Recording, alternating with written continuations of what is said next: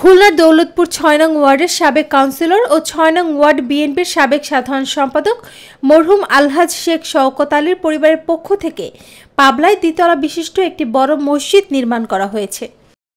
নবনির্মিত মসজিদটিতে শুক্রবার ফজরের নামাজ আদায় করে মুসল্লিরা।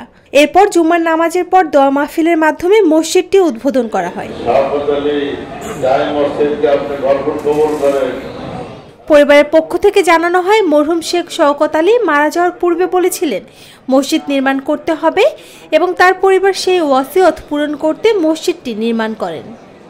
পরিবারের পক্ষ থেকে মসজিদটি নির্মাণের সার্বিক তত্ত্বাবধানে ছিলেন মরহুম আলহাজ শেখ শওকত আলীর জ্যেষ্ঠ পুত্র শেখ শামসুল আলম মিল্টন।